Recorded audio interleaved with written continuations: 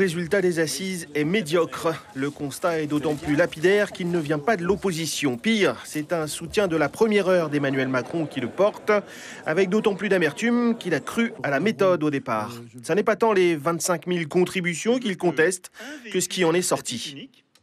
Les assises, c'est un échec. Voilà. Il ne faut pas dire, faut pas aller à demi-mot.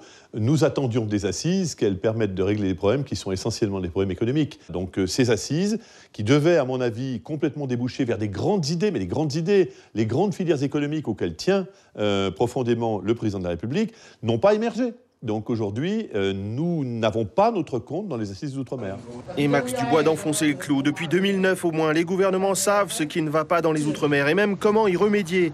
Alors les assises ratées, vive le grand débat national.